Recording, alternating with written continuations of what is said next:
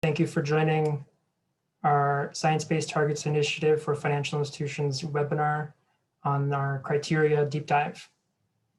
I'll just give a little bit of time for additional people to join. There's sometimes a bit of a connection lag as people join the Zoom webinar.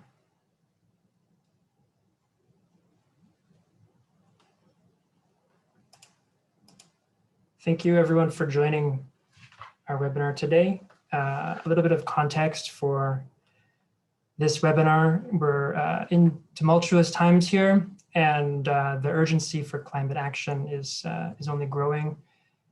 Recently, it was found that 2020 was the hottest year on record, tied with 2016, and the average global temperature is 1.25 degrees above pre-industrial averages. So the urgency of this project continues to mount, and we appreciate all of you joining the webinar today. In order to make this webinar a resource that can be viewed by other stakeholders, we are recording the webinar and we'll be posting it and distributing it online along with the slides today. So those will be available. No need to screenshot or otherwise try to capture it. We'll be sharing it afterwards. I'm Nate Aiden, and I am leading this project, and today I'll be presenting with my colleague Chendan Yen from WRI, and we will be supported by our colleagues from WWF and CDP. So thank you to them for joining as well. So the basic topic of today's webinar is the criteria that we published back in October, but I'll be beginning with just an overview of the initiative for those of you who aren't familiar with SBTi, and I'll also be providing a little bit of an update on what we've been up to lately. We'll pause throughout the webinar for Q&A, and the main purpose of the webinar, of course, is to explain and go over some of the questions that we've gotten with the criteria, answer those questions, and then we'll conclude with some next steps and opportunities for all of you to participate further. So we launched the financial sector project back in 2018, and we knew from the start of the Science-Based Targets Initiative in 2015 that the financial sector would play an important and unique role in low carbon transformation. However, we didn't really have methods at that point for calculating and implementing Scope 3 targets for financial institutions' investment lending portfolios. So we began this project in 2018, and it was a 2-year process to put together the framework that we published last month. The audience of this project is quite broad, so it includes banks, asset managers, asset owners, and private equity funds and REITs. You can see here, this is the list of the 64 financial institutions that have publicly committed to setting science-based targets so far. As you can see, it's a broad and diverse list, which includes numerous high-profile, large international banks, as well as asset managers, private equity, insurance companies, from numerous geographies, and that also reflects our intended audience here, that this is a global initiative, and we intend for this project to be global in its update and application as well. One thing to note is we have had some recent financial institutions to join from South Korea, Sweden, and the UK, and we are getting many inquiries from other financial institutions. I would say that this group here is sort of the brave public face of a much larger group that includes numerous other financial institutions that are involved in the project or have targets under development that they have not chosen to publicly announce at this point, and that's fine by us. So just a quick review of the framework. We developed this framework over that 2-year process, and it includes 4 basic components. First, we began with some method development to survey all of the available methods that financial institutions and other stakeholders were using for climate alignment and target setting. And then based on those methods, we developed some criteria. We also developed a new open source software tool that we published as part of the framework last October. And then these were all described in the guidance document, which is quite a lengthy document that we published in October that is sort of a how-to and has additional information on each of these components. After some extensive road testing with dozens of financial institutions and other stakeholders, we have settled on these three methods that we're including in the framework right now. This is not an exclusive or comprehensive list of methods. These are the methods that we are able to identify as being consistent with existing SBT initiative practice for companies. And these are the methods that we're including now, but these are not comprehensive, and we do expect to review and include additional methods as we go. As you can see, the three methods are the sector decarbonization approach, which is a physical intensity method, the SBT portfolio coverage approach, which is the idea that the financial institution covers their investment and lending portfolio by having their investees and loan recipients set their own science-based targets. And then finally, the temperature rating approach, which is a new method that we developed based on the CDP and WWF analysis of existing Science-Based Targets Initiative company targets and broadened that method to portfolios. What we did in the framework is we linked these methods with a set of asset classes that we're focusing on in this iteration of the work. You can see here the asset classes include buildings, so that's real estate and mortgages, where there's a requirement to use that physical intensity approach, the sector decarbonization approach, to set targets in terms of grams CO2 equivalent per square meter of built space. Likewise, for electricity generation, there's a requirement to use a physical intensity approach for target setting. That would be, of course, in terms of grams CO2 equivalent per kilowatt hour.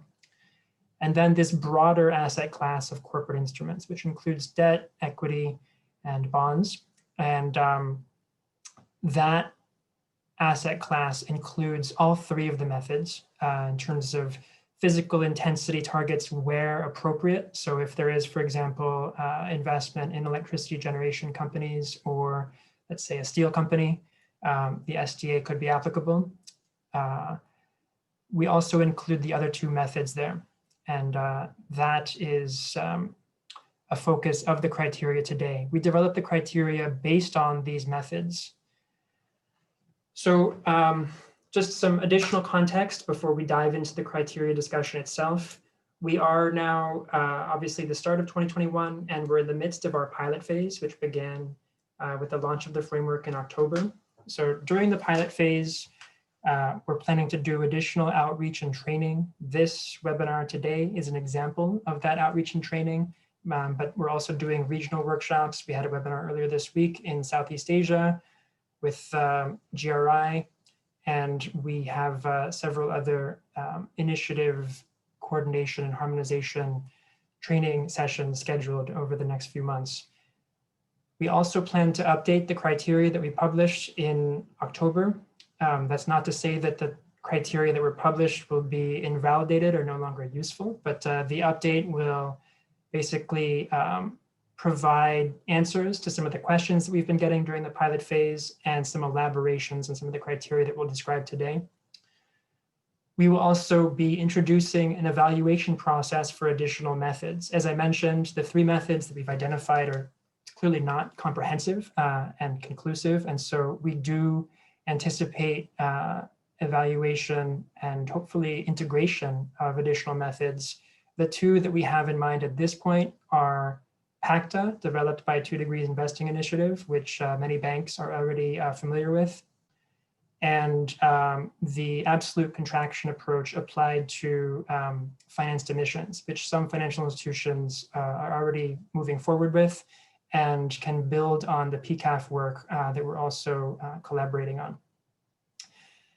This, of course, links with this other objective during the pilot phase, which is just increasing harmonization and joint communications with peer initiatives. And so this is something that we've already initiated with a couple of peer initiatives.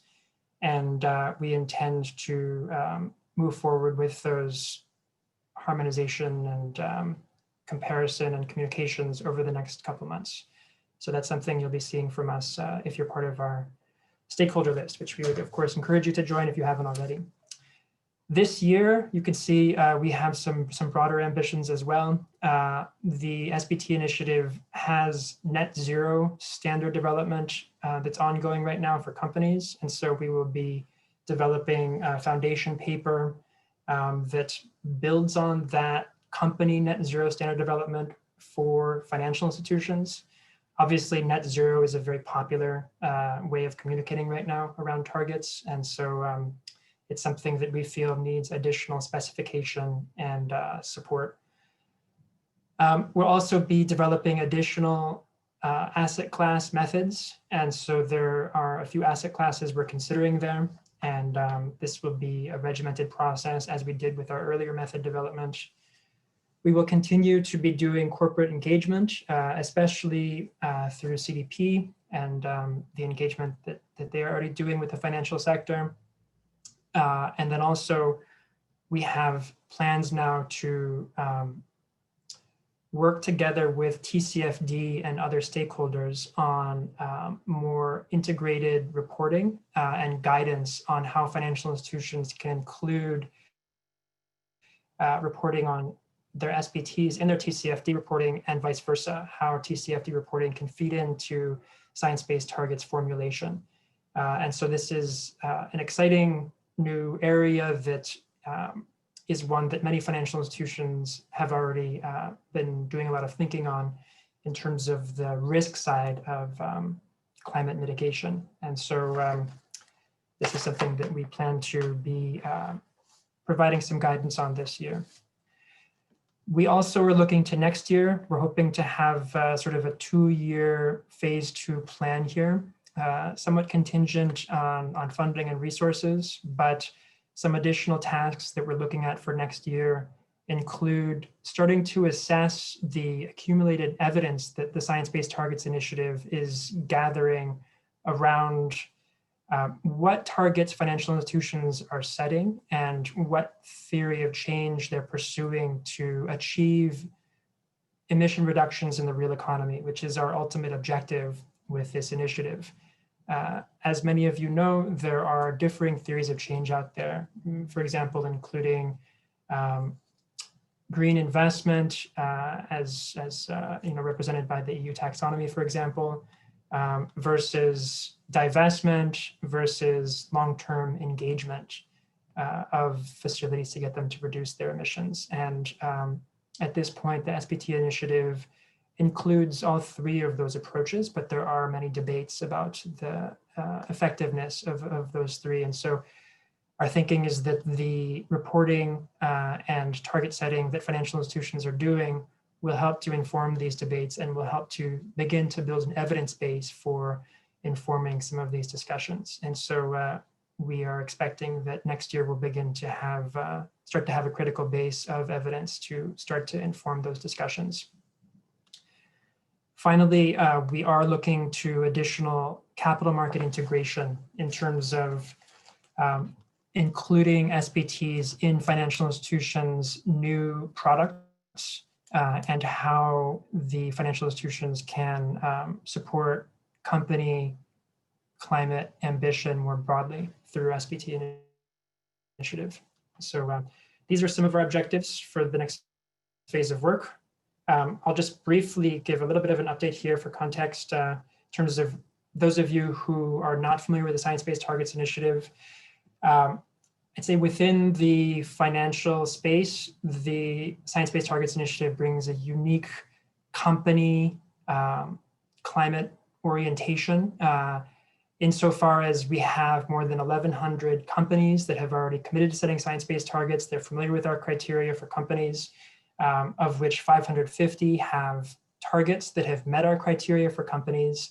These are large companies. At this point, we're more than 15 trillion in market value, and we're about 1/5 of the global Fortune 500, and we're growing by 10 to 20 companies and financial institution submissions per week. So it's very rapid growth here, and this is a unique position within the financial sector that the Science-Based Targets Initiative is bringing here. Another piece of context here is the net zero standard development that I mentioned.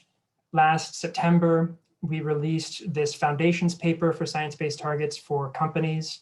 And later this month, we will be releasing our draft criteria for company net zero target setting. And we would welcome all of you to provide feedback on those draft criteria. You can sign up for that list on the Science-Based Targets Initiative website. And as I mentioned, a priority for this year is a separate parallel track of research that will be looking at the financial sector implications of the net zero standard for companies. In terms of the process for producing that standard, you could see now, we're finalizing the draft criteria, and we'll be sharing it, as I mentioned, this month. And then the ambition is to be launching that towards the end of this year around COP. So with that, that is the end of the overview section. So I'll just pause here to check if there are any questions about the initiative more broadly, or about anything that I've mentioned so far before we dive into the criteria discussion.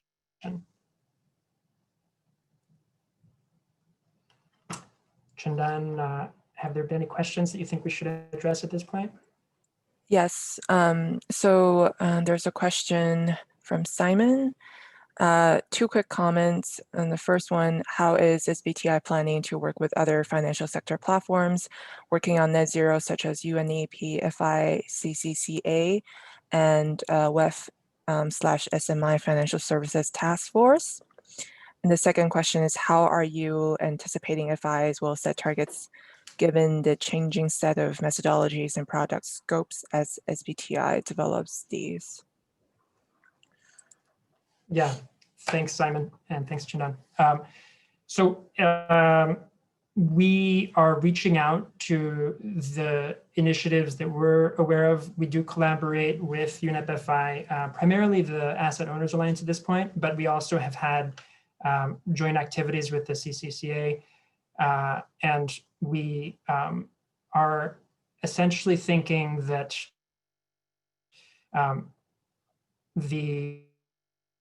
this is obviously a dynamic space with a plethora of new initiatives arising, which is great, obviously including us. And so our initial thinking right now is that those harmonization efforts will be largely bilateral, in that we're reaching out to a few peer initiatives and initially just describing what we're doing and how SBTi contrasts with them. So we have initiated this process, for example, with the Asset Owners Alliance, and we do expect to have a joint comparison table and publication that explains how we contrast and link with each other. And our current thinking is to gradually expand this group of bilateral comparisons and then eventually have a broader picture. But that is a good question, and it's one that sort of we are feeling along as we go, because we also know that we don't know everything that is happening in the space. So certainly welcome folks to reach out to us if there are other initiatives that would be helpful to do one of those bilateral communications around. In terms of the second question on targets, given the dynamism of methods, good question. I'd say generally this is a function and a value added of the Science-Based Targets Initiative. The methods for companies have had similar evolution over the past 6 years.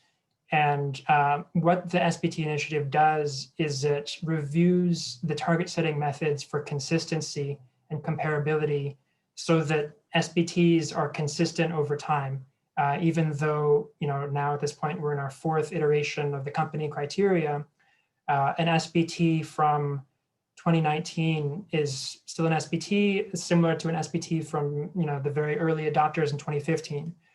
One thing that we did, for example, with companies to address this particular issue is we introduced the temperature classification of the targets, because before 2019, everything was just a SBT, and our minimum ambition was 2 degrees. After the IPCC published its special report on 1.5 in 2018, we began to develop these methods to differentiate the targets as to whether they were 2 degrees, well below 2 degrees, or 1.5 degrees. And so that's an example of how we've started to differentiate, but still, keep the early adopters in the initiative. And we expect a similar process with financial institutions as we add additional methods. I mean, that will be really the main one of the main angles for this alternate method review process that I mentioned, that really what we're looking for and maintaining is consistency across methods. Great. We will have additional time for questions, but I want to get into the meat of this this webinar today. So Chandan, is there anything else you think we should cover now, or shall we continue? I think we can continue. Hopefully some of the questions will be clarified as we go through the criteria. Yeah, great. Thank you. Okay. So just briefly, before I hand over to Chandan, this is just this is a familiar slide to those of you who watched our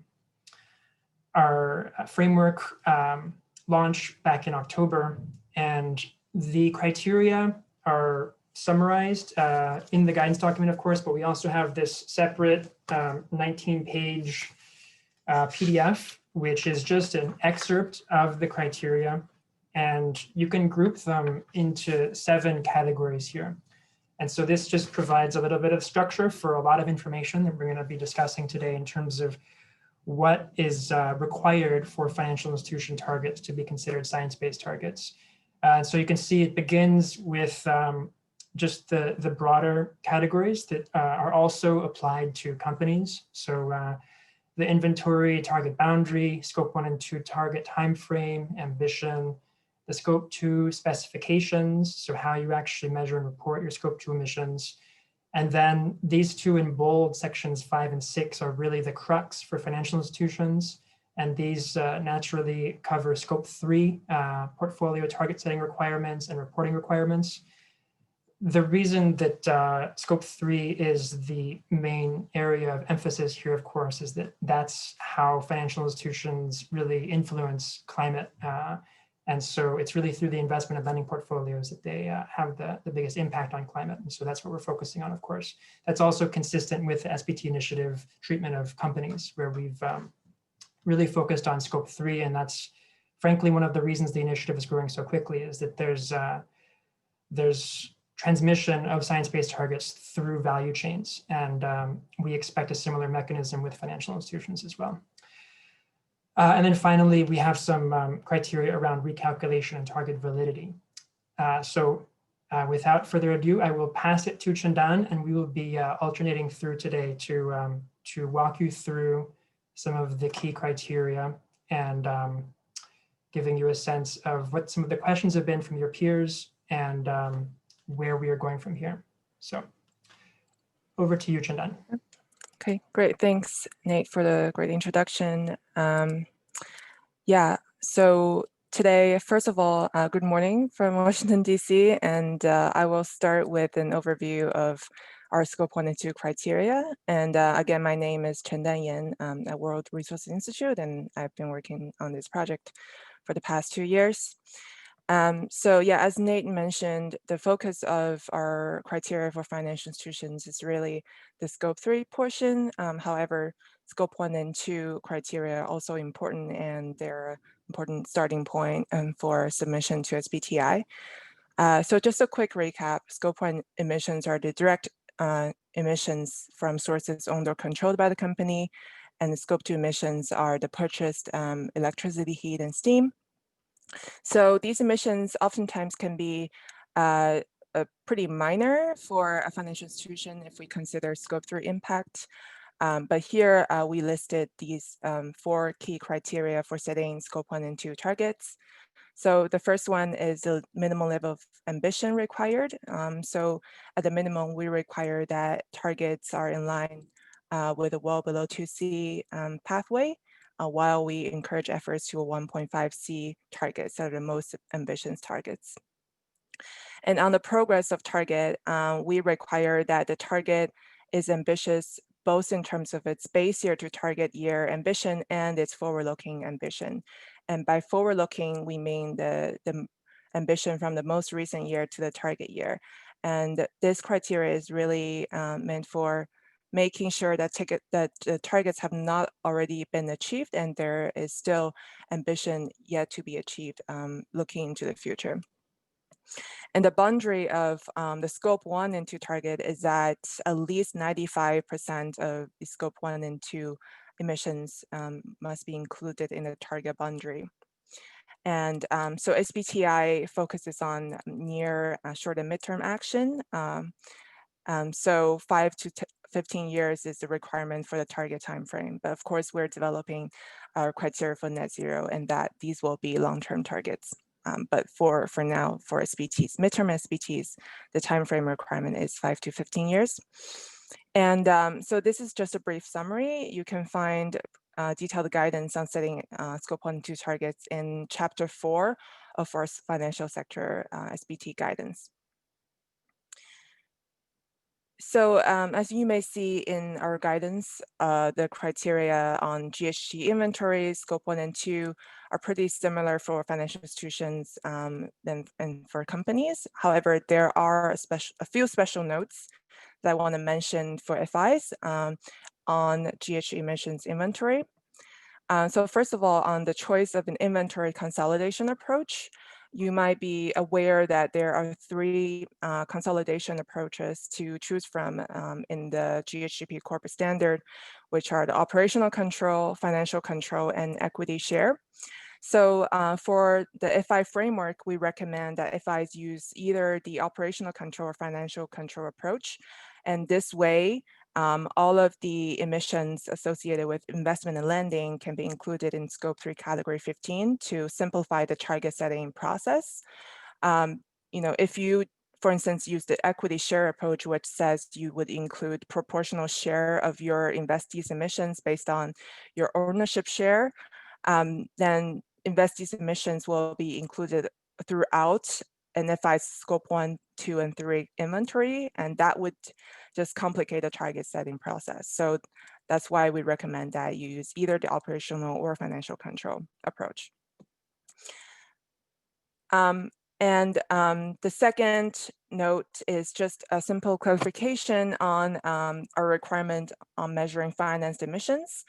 So financed emissions are the emissions associated with financial institutions' investment lending activities. So just to clarify that actually we do not require FIs to measure or annually report their portfolio level finance emissions, but of course they're encouraged to do so to provide transparency. For within our framework, the FIs are only required to measure finance emissions for the relevant asset classes if they do use the SDA method, which requires finance emissions as a data input. And if you're looking to measure and report your portfolio level finance emissions, we recommend the PCAF global standard as a freely available an open source guidance that is applicable to various global regions. And lastly, just on the measurement of GHG emissions. So for scope 1 and 2, we do require all 7 GHGs to be measured. However, for scope 3, considering the significant data challenges, we require the measurement of CO2 as minimum while encouraging the measurement of all other GHGs. And again, this note is mostly relevant when the SDA method is used. So throughout this webinar, we'll also be featuring a few of the Q&As we've received since we launched the guidance, so that we can help clarify some of the common questions that you might have as well. So this is some questions we received from a Taiwanese bank just this week. The first question is, the financial sector SBT guidance indicates that FI should set renewable usage targets to these thresholds. on scope 2, and is it required for FIs to set RE target while submitting the target? So there is a renewable energy target criterion in our scope 2 section of the criteria. However, these targets are only an acceptable alternative to scope 2 emissions reduction targets. So this means if you are already setting a scope 2 emissions reduction target, it is not required that you also set a renewable electricity target. And the second question from this bank is that, we have some operational sites abroad that are rather immaterial when it comes to emissions. Is it required to include these sites in our target boundary when we set SBTs? So the answer to that is we do not allow any particular geographical ring fencing of targets. For instance, you cannot simply set a target on a particular region of the company. However, instead we allow 5% of the emissions to be excluded from scope 1 and 2, as I mentioned on previous slides.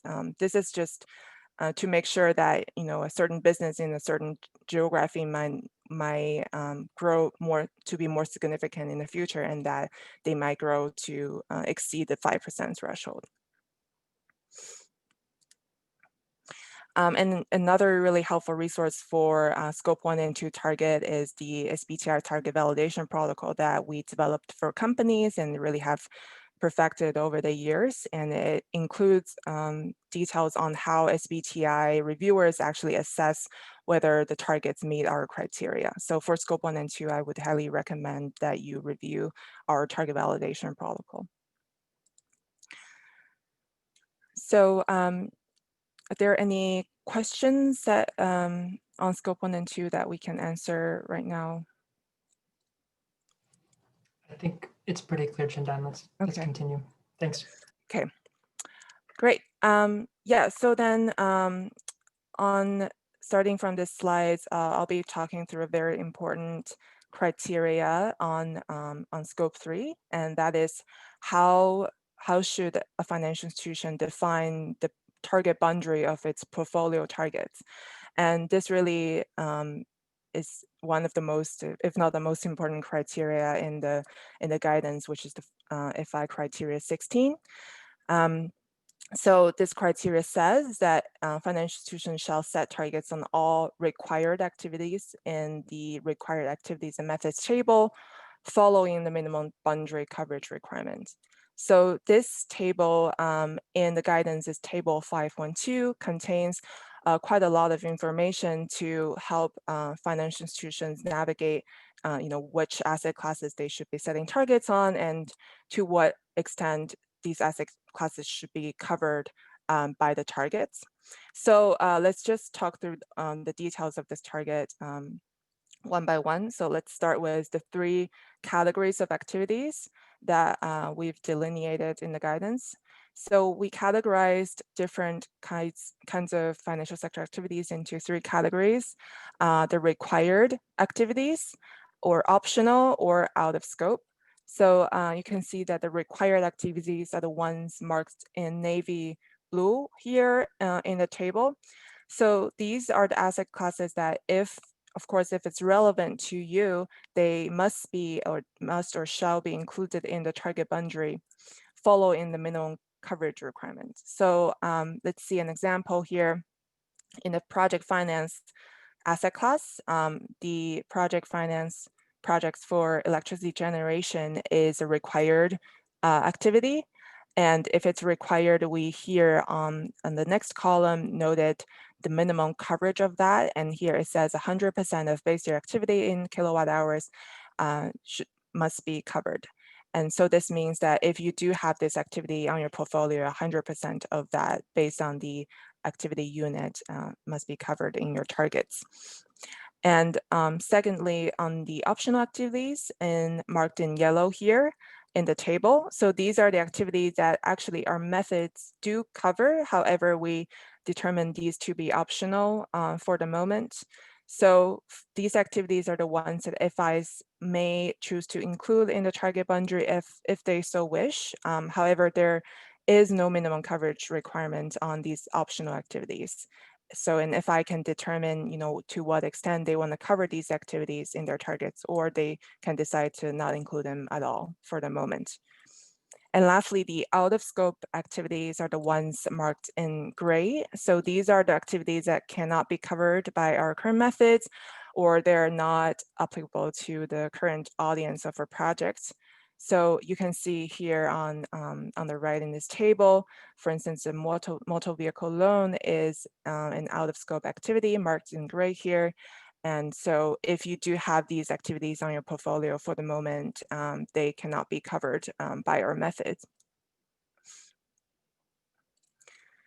So another important detail of this table is that we also listed the applicable methods that can be used on a certain asset class. So there are two types of scenarios here. So when only one method is listed for an activity, it means that is the only applicable method for that specific financial activity. So for instance, again, on electricity generation project finance, only SDA is listed, and that means that's the only method that can be applied to that asset class when setting targets. And however, when multiple methods are listed, it means that the FIs may choose one or more or any combination of these methods to set targets on this asset class that collectively meet the specific minimum coverage requirement. So an example is for listed equity and bonds, for instance, corporate bonds, the minimum coverage is actually 100%. However, all three methods are listed here, and it means you can use one of them or two or even three of them to reach the 100% coverage. And the combination of the methods really is up to the financial institution. So we received another just query from a consultant who's helping their clients on designing targets on the choice of method. And the question is, do financial institutions need to design SDAs for all sectors where approach is available? For instance, if I has a large exposure to residential mortgages, but their exposure to aluminum, iron, steel, and cement is very minimal, below 0.5% of the portfolio. So yeah, would SDA still need to be applied for these very minimum part of their portfolio? Or is it sufficient to just focus on the big ticket items? So the answer to that is FIs do have to submit targets on all of the required and relevant asset classes at one time. So it's not sufficient to just focus on the big ticket items. However, as I went through on the previous slides, it is not required that this FI uses SDA if other methods are also listed as applicable in the table 5.2. So if this FI can use SBT portfolio coverage or temperature rating for these sectors where they have very minimal exposures. And on residential mortgages, it is an optional category. So there is no minimum coverage requirement. And this FI can decide if to include this category or, to what extent they include this category.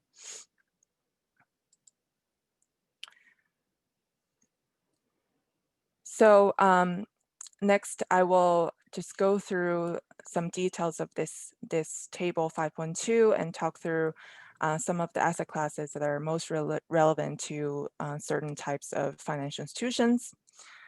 So the first part here is on consumer loan. And so you can see that residential mortgages is marked in yellow, which means it's an optional category.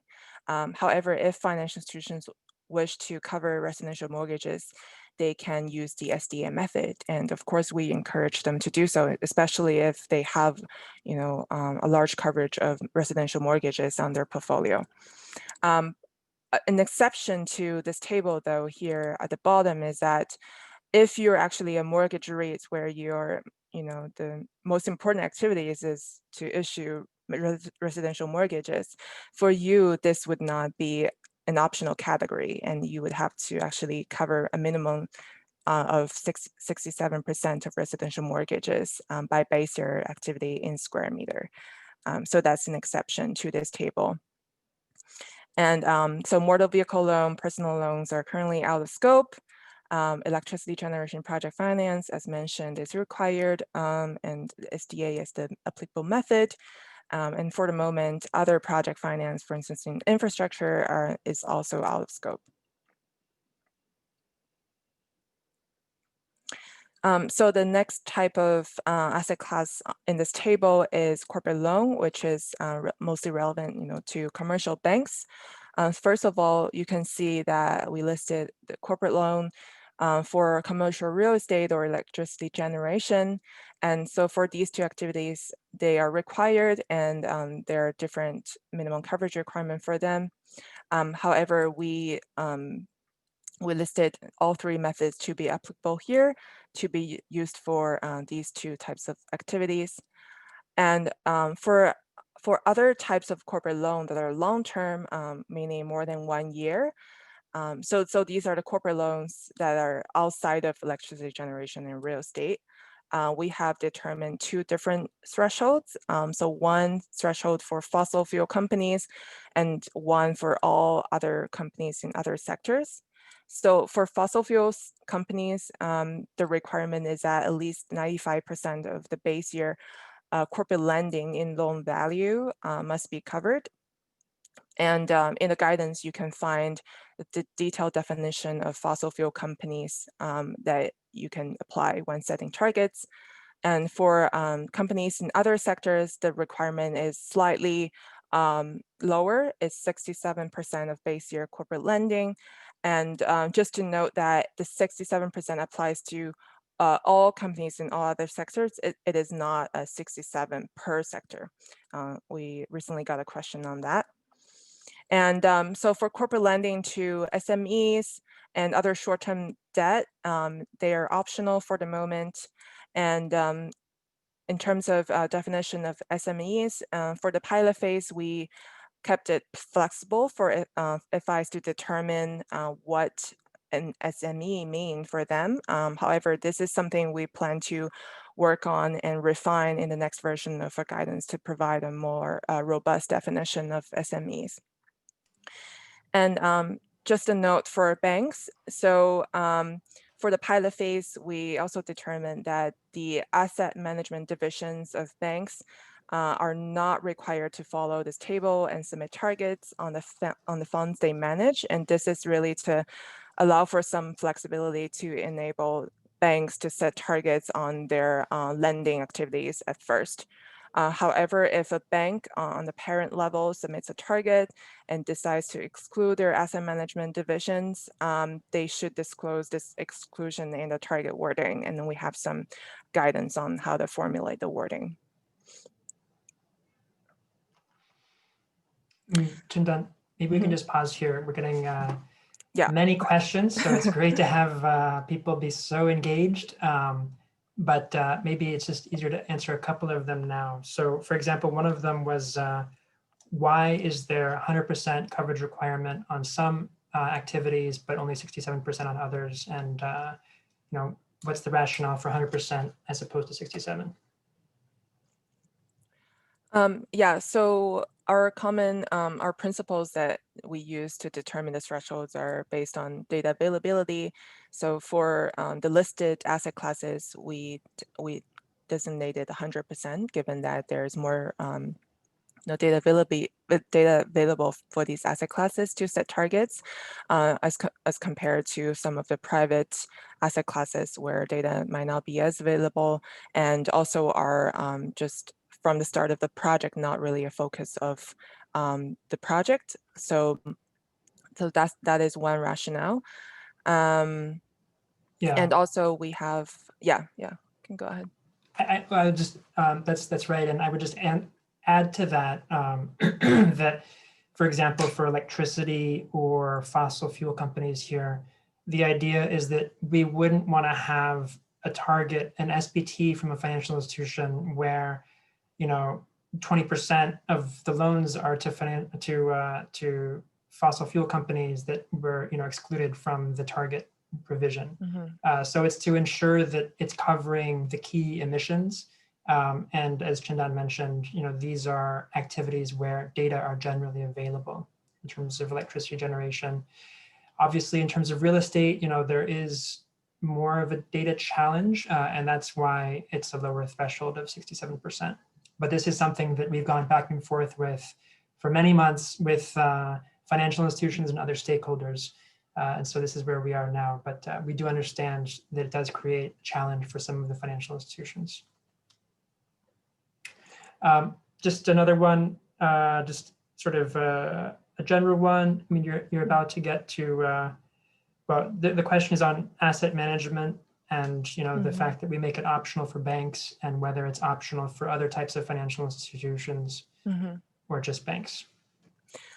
Yeah, exactly. So they are only optional for banks, given that banks have their loan books to focus on at the moment. And however, for asset managers, if you're exclusively on asset manager, this table also applies to the funds that are managed under discretionary mandates.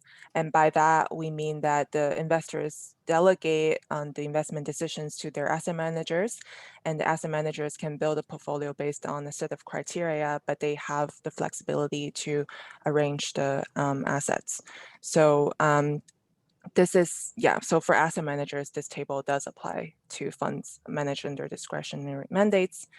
And so on this slide, you can see the listed equity and bonds category. So these first 5 asset classes are marked in navy, so they're required, and 100% coverage is required. But however, you can use all of the 3 methods to reach the 100% coverage. And so funds are optional and marked in orange here. And the rest of the categories here in blue, including derivative, sovereign, and government bonds, and etc., they're out of scope at the moment. And so we got a question about whether mutual funds are included as well. And so if they cover these underlying activities that are required here, such as common stock, preferred stock, bonds, then they're also required. Great. Thanks, Chandan. Let's continue. And there are numerous other questions, but I think we'll get to some of them in the presentation, and then we can circle back at the end as well. Great. So yeah, now we are getting to the last part of the table. So private equity and debt, that includes venture capital.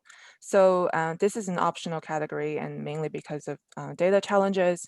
However, since the start of this launch of this project, we actually got a lot of interesting queries from a couple of private equity firms wanting to set targets on their investees. And this is a similar case with as mortgage REITs, where the category itself is optional, but if you are actually a firm that's engaged mainly in these activities, there needs to be a more credible minimum target boundary. So we are in the process to come up with a credible minimum target coverage requirement for private equity firms. And if you're a PE firm interested in setting a target, please reach out to us, and so we can have a conversation with you about that. And lastly, the other advisory services, for now, like mergers and acquisitions and the writing, they're out of scope. And so, as you can see that some of the categories are obviously optional for now, but this does not mean we do not encourage FIs to set targets on these categories. And over time, we encourage FIs to increase the coverage of their targets on their portfolio, and as methods become more available in the future as well. I think this is, so here's the last Q&A related to the table. So this is, I believe, a Japanese institution sharing their rough portfolio composition here, with 70% of bonds, 5% of equity, 7% of loans, and 30% of real estate, and some other categories, including accrued interest, prepayments, receivables. So they say they believe they can cover the bonds, equity, loans soon. So the big ticket items, that is about 90% of their portfolio, but covering real estate and other categories might be challenging. So they wonder if it's enough to just cover these big ticket items. And this is the same similar question as the one before from the consultant. Again, the requirement is that all required asset class must be included in the target boundary. However, on the real estate, just given the specific financial institutions situation, they own and manage them directly. So these actually should fall in their scope 1 and 2 inventory as compared to scope 3. And lastly, the other categories that they've described should be out of scope. So they're not required to be covered. I believe this is the end of this section on the target boundary. Yep. Yep. Great. Thank you, Chandan. We're getting lots of great questions. So glad to see everyone's paying attention and engaged here. I think we'll continue a little bit and then pause again for questions, because I think some of them will be answered in our subsequent slides. And we do have some space set aside for additional Q&A and discussion. So just go to the next slide where we start to describe some of the criteria that are specific to each of the 3 methods that we've identified. So the first method is the sector decarbonization approach. As I mentioned earlier, this is our physical intensity approach that we developed back in 2015. And you can see these are some of the specifications around it. So as Chandan showed in the table earlier, all of the electricity generation related activity as measured in kilowatt hours of electricity generated needs to be included in this. So that's the coverage requirement. And the ambition at this point is well below 2 degrees, though for electricity in particular, the SBT initiative has developed a separate new 1.5 degree pathway, which we published last year. So there is a 1.5 degree option there as well. This was actually one of the questions that we received in terms of why we're requiring well below 2 and not just 1.5 all the time. Well, I appreciate the ambition of the question. I think that unfortunately many companies and financial institutions aren't quite there yet in terms of being able to follow through on the 1.5 level of ambition. As you could see in my intro slide, it is the largest category of new SBTs, and certainly it's growing the fastest. So we're pleased with that. Of course, that's the direction that we want to go. Another limitation here is that the ETP from the International Energy Agency on which the SDA is based presently doesn't include a 1.5 degree scenario. However, the announcement earlier this week from the International Energy Agency that they will be publishing net zero by 2050 scenarios this May is good news and may help us to address that quickly. But at this point, that's one of the limitations there as well. In terms of the other parameters of the SDA application, it's 5 to 15 years, which is consistent with the other criteria. And for the financial institutions that are applying this, we only expect it to apply to scope 1 and 2 for real estate and electricity. And for other categories, that's sort of ad hoc, but it's really electricity and real estate where we see this having the most application and usage. There is a separate development process in the SBT initiative of an oil and gas method. And once that is agreed upon and ready, we will be sharing that and explaining how it can be applied by financial institutions. But at this point, the SDA does not cover oil and gas.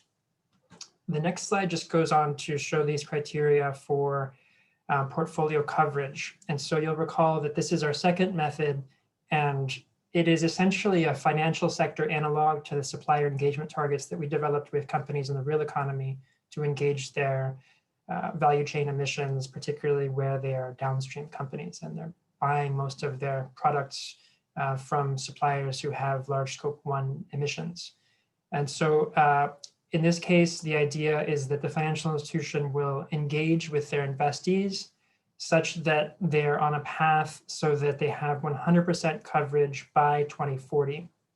So you can see here, we have the numbers to go through an example of if they're at 10% last year, then they would need to hit 33% by 2025 in order to be on that linear pathway. Unlike the SDA, this method is a 5-year maximum, and the logic being that there's really no reason or utility to waiting to engage with the investees. In fact, the sooner the better. Of course, that's the case with the SDA as well, but the SDA is also recognizing that there can be capital intensive and sort of chunky emission reductions that take a while to go through the system. And so that's why there's a different time frame for each of them.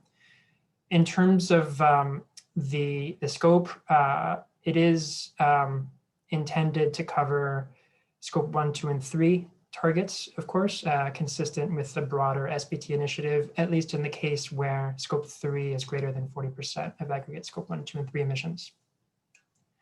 And finally, the third method is our temperature rating method, which I mentioned we developed over the past couple of years and have published this open source Python tool last October. This method is very new and it's still in development. It's still being refined. There are numerous other temperature rating methods out there that we are aware of. And the reason that we published ours in an open source, open licensing way is to start to standardize this and bring some transparency to this approach.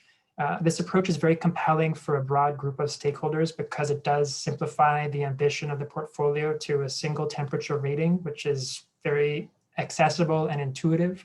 However, a lot goes into that, as you can imagine. And so I think that this is something that we're seeking to refine in the next phase of our work. But at this point, it is one of our available methods, and it basically comes down to the temperature rating in the base year and the temperature rating in the target year, and needing to bring it down to 2 degrees by 2040, consistent with the other approaches.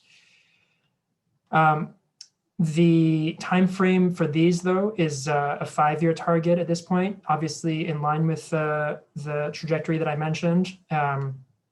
And it's intended to cover, again, scope 1, 2, and 3, at least in the case where scope 3 are significant. So those are the method-specific criteria, and there's further information and examples in the guidance document. But now I'll just go on to the scope 3 other categories. So for those of you who are familiar with the greenhouse gas protocol, you'll remember that there are 15 categories of scope 3 emissions, from purchased goods and services to use of sold product, processing, and finally financed emissions.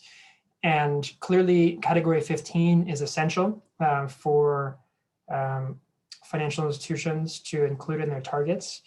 But many financial institutions are already tracking categories 1 through 14, especially business travel, and that's great. However, it's not required for financial institutions that are not already doing that tracking.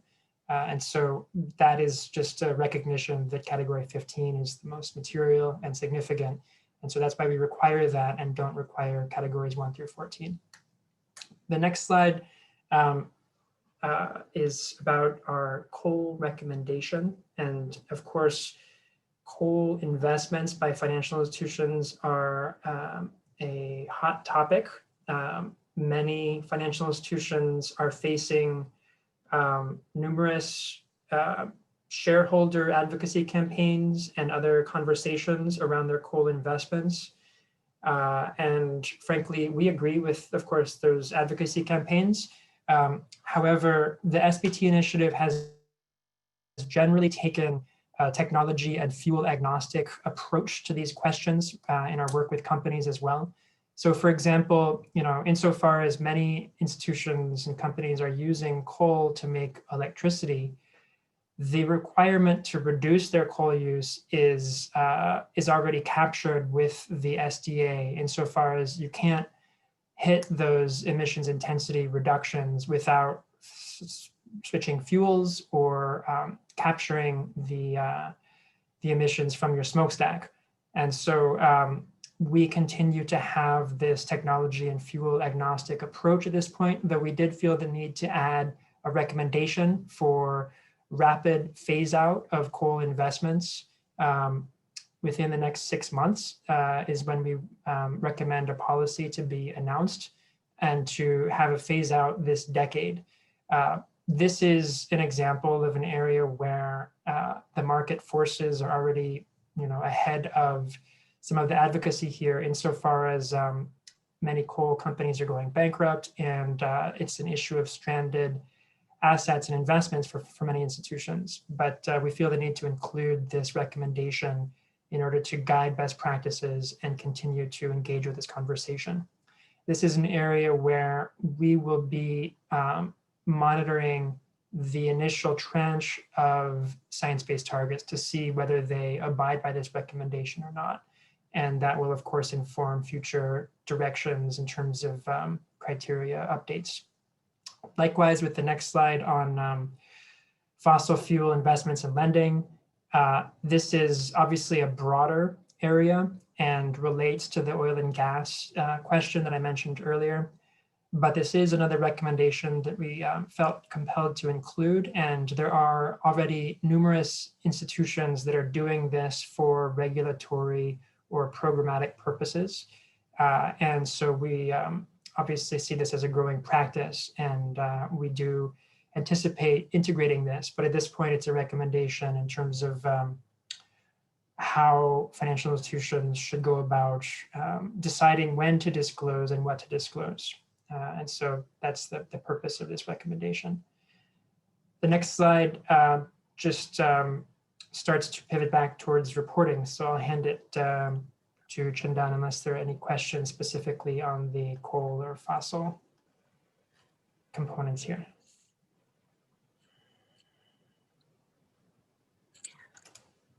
Just looking through Q&A. I see one from Gary. What's the rationale for 100% coverage for electricity generation, 95% coverage from fossil fuel sector? Good question. So basically, we were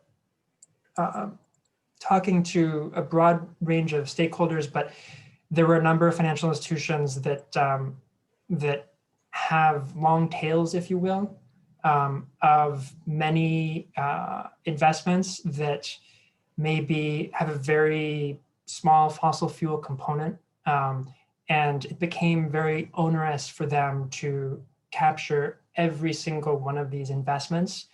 And so we, just in the interest of pragmatism and feasibility, allowed this this 5% inconsistency with our broader 5% exclusion provisions, just for this sort of initial target setting tranche. But it is obviously an area of discussion and one that we're considering as we go. Thanks for that question. I see there are numerous questions, so this is great. I think at this point, I'll pass it to Chandan to talk about the implementation reporting, and we'll try to circle back to some of these questions as we go. Thanks. Sure. Yeah, thanks, Nate. So yeah, I'll talk through our target language template and some of our requirements on the disclosure of target coverage and implementation reporting. So this is related to criteria 18 and 19 and the FI criteria.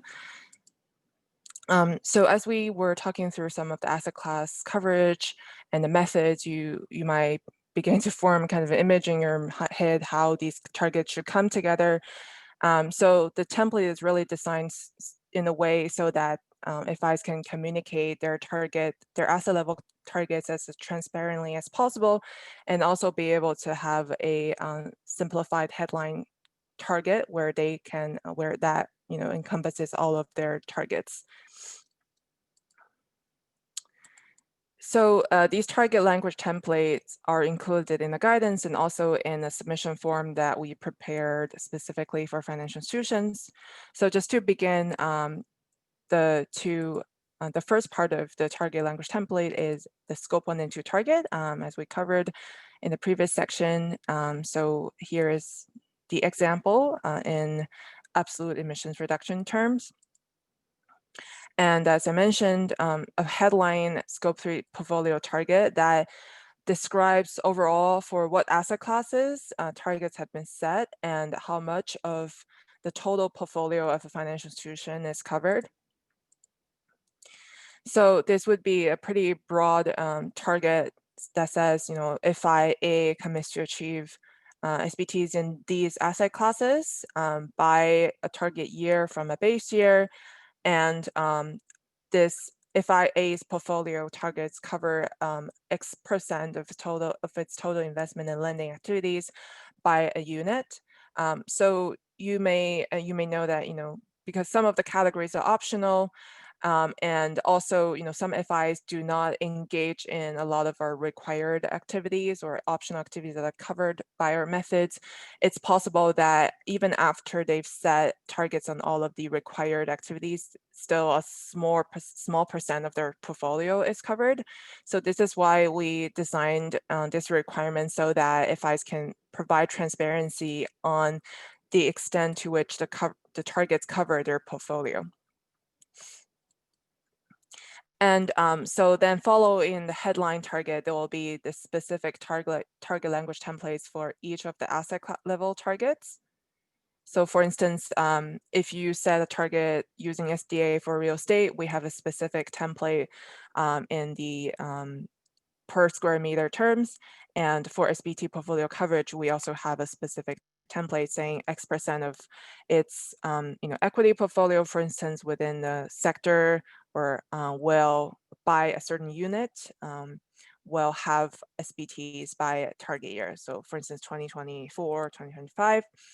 And there was a question in Q&A about whether FIs will have to set a overarching CO2 emissions reduction target on their portfolio. And the answer is no, they're not required to do that. Instead, we will ask them to communicate each of their asset level targets and have a headline target that summarizes these efforts.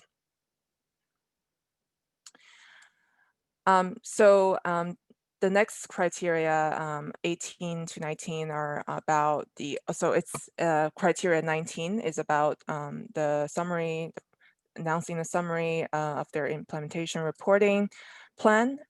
So, if financial institutions differ from other sectors in that they, have impact on the climate by providing finance or other services to other companies, but they don't have direct control over these emissions. So because of this reason, we think it's really important that FIs provide extra transparency to stakeholders about the actions they plan to take to achieve their portfolio level targets.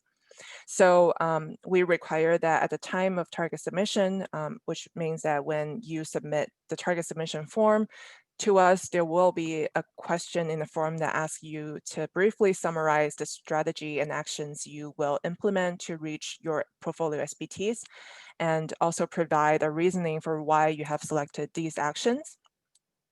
And yeah, as I mentioned, they will be provided to us at the time of target submission, and it will be published alongside the SBT target language on the SBTi website. And of course, we will give the FI time to review review the summary again and propose any changes if they wish. So here is an example language for this kind of summary. So this is just an example we came up with. And of course, you have the flexibility to write the summary as you see fit. And lastly, we have requirements on target tracking and reporting for FI 20 and 21. So on the target tracking and reporting requirement for Scope 1 and 2, we require the annual disclosure of Scope 1 and 2 GHG emissions and disclosure of progress against all of the approved targets in the relevant metric, and the disclosure of actions and strategies taken during the year to meet Scope 3 portfolio targets.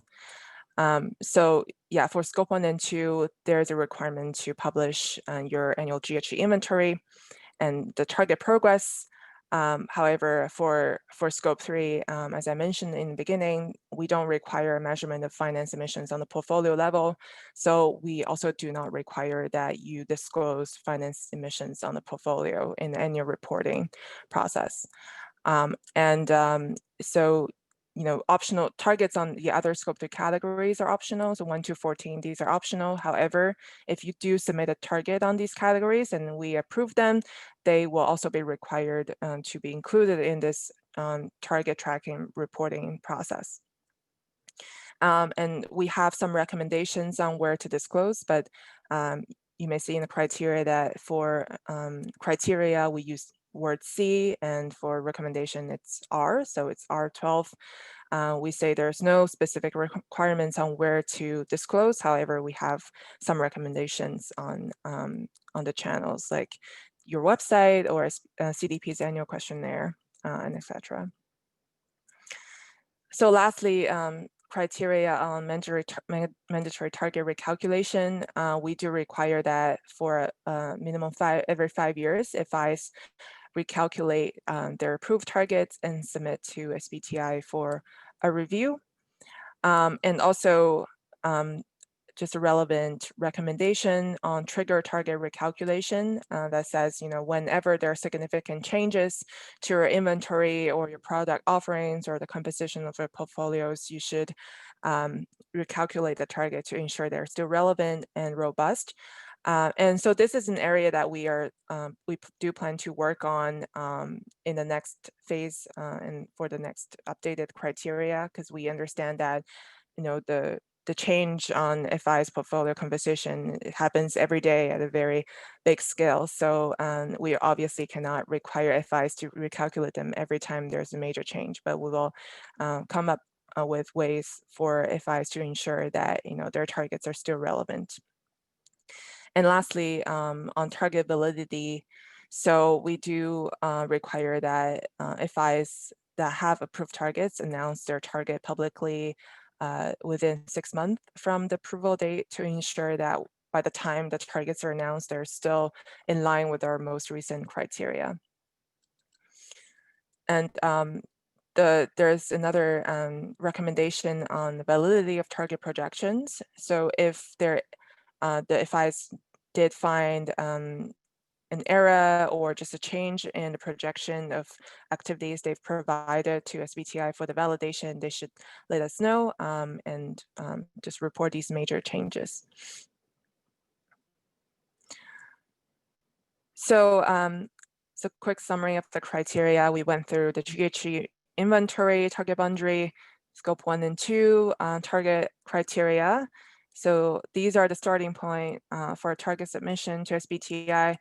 However, as you can tell from just amount of time we spent on scope 3, really the scope 3 portfolio target setting requirements, the method specific criteria, the reporting criteria, these are where FIs will be spending most of their effort when preparing for submission to SBTi. And this is also, of course, where their largest climate impacts are from their portfolios. And so just a quick mention that all of these resources that we went through today are included in the guidance. So we strongly recommend that you do take a look at our guidance, which can be lengthy, but has a lot of important details. And it features business case for setting SBTs, the guidance to use our criteria, and also case studies from some of your peer institutions that have already applied some of our methods on their portfolios. Yeah, and the target language templates and recommendations on steps you can take to achieve your targets. All right, so this wraps up our criteria deep dive section. Yes, thanks, Chandan. And we have had great engagement throughout this webinar, so thank you, everyone. We just have a few other points we want to cover, and then I think we will address several of your questions and start to go through them. Also, we would encourage everyone to submit questions here, even if we don't have time to cover them during this webinar. Our plan is to compile an FAQ document that will be taking into account the questions that we received during today's webinar. So please, any questions that come to mind, feel free to send them through the Q&A, and we will endeavor to address those, if not today, and subsequently in the FAQ that we publish on the project website. So the next slide just brings us to the next steps and opportunities to participate in this project. So of course, the point of this is the targets that financial institutions develop and bring to the Science-Based Targets Initiative. And so that's, of course, what we would encourage as the next step for all of the financial institutions that are joining here today. And that's our entire purpose with these criteria. The way to do that is to email targets@sciencebasedtargets.org, and that will initiate the process. The target submission form is also available on the project website, which obviously is closely linked with all of the criteria that Chandan and I have been presenting today, but also includes some other information and guidance. As an incentive for the early movers here and the first tranche of targets, we are waiving the $5,000 target validation fee for the first 20 financial institutions. And there is still space if financial institutions do wish to join that group. Then the way to do it is to, again, contact targets at and send your target submission form. Clearly, there are many questions around the SBT initiative and our criteria and these resources. Obviously, it's a new initiative, and we understand that there's a need to work through these questions and issues. And so we also welcome financial institutions to contact us at info@sciencebasedtargets.org. And we will work through those questions with you, at least in an efficient way as we can. Chandan and I are two people, and so we will seek to answer all of your questions, but we also would appreciate if everyone can review the resources before coming to us with questions. So that's part of the purpose of today's webinar, is to give you answers to many of the initial questions that we've gotten. And as I said, we will also be doing an FAQ. In terms of the topics that we are expecting to address, both in the criteria and later this year, there have been a number of questions, as we've mentioned, around the rebaselining of dynamic portfolios. So, a lot of this comes from our experience with companies that, some of them are quite dynamic in terms of acquisitions and selling off parts of the company. And in that case, we require a rebaselining whenever there's a significant change, which is usually, above 2 or 3 to 5% for the emissions inventory. With financial institutions, of course, it's a unique dynamic, especially for asset managers. And so this is something where we do recognize that there's a need for additional guidance, and we are considering that. Another area is the definition of discretionary mandate for asset managers. And, we've had continuous questions around how different types of financial institutions should treat their asset management activities. And so this is something that we will be refining.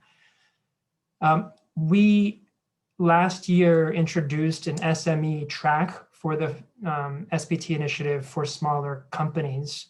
And that has been one that's grown quickly. The intention is to make SBTs more accessible for companies that don't have the resources of their large peers. And we have introduced that as part of the coverage requirements that Chandan described today in terms of making SME loans optional. And it's, generally just recognition of the data challenges around SMEs, especially in markets with less established data and disclosure practices. However, we do understand that the current SBTi definition of SME as an entity that has less than 500 employees is not always the most actionable or accessible threshold for financial institutions. And so we are considering other ways to navigate that with financial institutions and still recognize those differences. The SDA, as I mentioned, we do have SDA specific criteria. However, the SDA was developed, 5 years ago now, really oriented towards companies and individual physical assets. And so there are some anomalies when we apply it to broader portfolios in some cases. For example, with electricity, there may be more fungibility or flexibility when it's a large portfolio to change intensities than if it's in an individual, physical entity that you're talking about. And so we are working through some of those questions with a few financial institutions that are exploring that. And we may be refining the SDA as we go, but it's an area that at least we expect to be providing additional examples and guidance. Private equity, as Chindan mentioned, has been an area where there have been some inquiries. We have a couple of PE firms that are engaged in the process and along the way of developing and submitting their SBTs. We have included private equity in the development process thus far, but we haven't really explicitly addressed PE considerations in terms of target boundary requirements, in terms of levels of equity, et cetera. And so we are considering elaborating that, especially given the enthusiasm among PE firms. And then finally, as I mentioned, there are these alternate methods which we recognize and presently don't include, beginning with PACTA and absolute contraction approaches that some banks are looking at. And so we do plan to have a process with some meta criteria, if you will, around incorporating these alternative methods into our framework. And really the point, as I mentioned earlier, is to ensure consistency with our existing methods and approaches. And so that's what we will be looking at as we develop that process. These are some of, just one thing there is the criteria, are something that we're refining in the pilot phase, but I don't, for example, expect the recommendations that I described with coal and fossil fuel disclosure to become requirements in this current iteration of the criteria. It's something that, as I said, we're sort of, it's a back and forth conversation, but most of the refinements that we're looking at in the criteria this year are described here, and there's sort of refinements and clarifications as opposed to starting to ratchet up the ambition already. I think that is something that we expect over time, but we don't expect to be doing that in the next few months. And then, this is a slide that some of you will recognize from our launch in October, and it's based off of work done by our colleagues at PCAF. We updated a figure that they had put together, which is intended to provide an overview of peer initiatives and start to categorize sort of the journey for financial institutions from high-level commitment to act, measurement of financed emissions in some cases, though as Chindan mentioned, that's not required for us, scenario analysis, target setting, enabling action reporting. And we, part of the point of this figure is that we recognize that we are a part of a larger picture and we don't do everything. There are numerous peer initiatives out there that are doing great work, and we seek to harmonize with those as much as possible. A number of the questions have mentioned specific initiatives and opportunities for harmonization. We appreciate that and we'll follow up. We do seek harmonization as much as possible. As I mentioned earlier, our current approach, really just due to capacity, is a bilateral approach, but we do anticipate broadening that as we go. And so that's part of the purpose of this figure. We do expect to update this figure as part of that bilateral harmonization and communications approach, where we look at how SBTi compares with particular peers in terms of ambition, requirements, timeframes, methods, et cetera. And so we hope that that will help to address some of the questions and fragmentation that we're currently seeing in this space. The next slide just gives a brief look at some of the opportunities for all of you to participate. You are the key components of this project and will really determine where it goes next. And so, obviously the pilot phase is the big opportunity. And what we're seeing is that there's an appetite among many of the financial institutions to connect with their peers who are also engaged in this process. And there is, of course, that fragmentation that I mentioned. And so one thing that we are offering as part of the pilot phase here is to connect financial institutions that are engaged here with each other, obviously optional, to discuss how they're going about this and how they're dealing, for example, with the data challenges, which are ubiquitous across the sector. We will, of course, be sharing information in terms of the alternate methods that we're reviewing and how we go about that. And there is an opportunity here for part of that data compilation that I mentioned in terms of what financial institutions are including in their target and how they're actually going about, what actions they're taking to achieve their target. Of course, that's the prize here, is achieving real emissions reductions in the real economy that are verifiable. And so making that connection between financial institution, SBTs, and real economy reductions is the goal there, and we hope to work with you on how to best do that. Finally, we are planning to reconvene our expert advisory group next month, and we would welcome folks who are interested in the expert advisory group to contact us with an expression of interest, and we do appreciate the expert advisory groups who we've had so far. So with that, I will say thank you, and time flies when you're talking about financial sector criteria for science-based targets, but let's cover some questions in the remaining 3 minutes. Let's see. Filtering through some questions. Yeah. I think there are a couple of questions on whether the asset management divisions of insurance companies can be excluded. And honestly, that's something we did not have time to consider when we published the first version. We had mostly banks in mind. So I think we'll put that on the list of issues to address for the next version. And if you have any thoughts or comments on that, please feel free to reach out to us as well. Yeah, I think that, frankly, the asset management space seems that it's in a different spot in this conversation than the asset owners. And this is part of the challenge of this SBT initiative project, is that we are covering a broad diversity of financial institutions. And there are, we do recognize the differing factors for investors versus banks and lenders.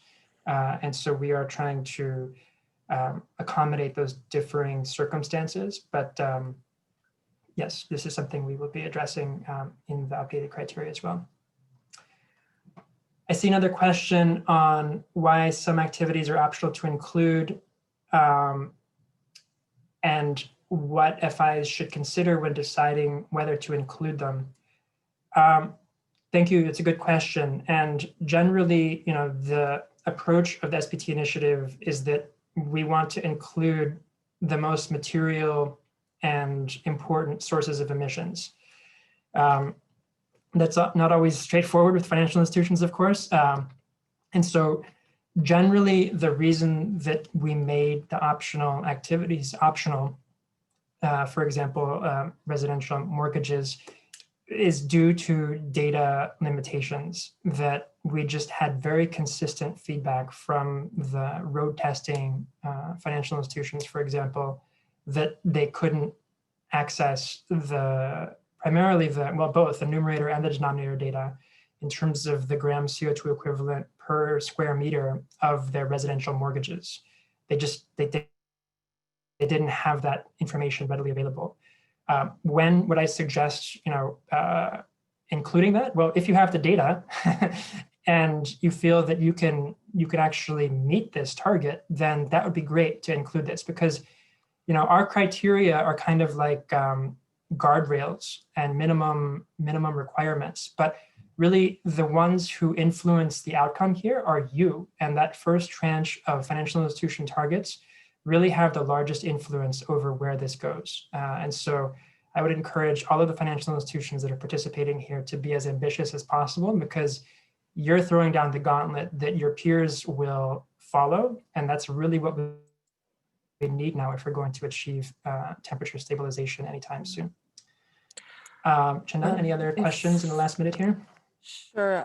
If I can just quickly add on the optional categories on mortgages, for instance, if that's 40% of your portfolio, of course, you should seriously consider including that. And also just on the target coverage disclosure, it will become clear if you have a large portion of your portfolio in mortgages, but decided to exclude that. And so the overall target coverage will be low then. So we're 1 minute over time. There are lots of really great questions, but we can probably follow up after the webinar. Yeah, I mean, this is great that people have stayed awake this whole time. So that's helpful. I'm glad people are engaged, and thanks again for everyone for joining. Apologies to those of you whose questions we didn't have time to answer here. But as I said, we will be capturing all of the questions and including them in FAQ, and feel free to contact us if you'd like to have a conversation around this. We will be continuing the training and outreach, and appreciate all of you joining and look forward to working with you further. With that, we will end today's criteria deep dive webinar. Thank you, everyone. Stay safe, and look forward to working with you again.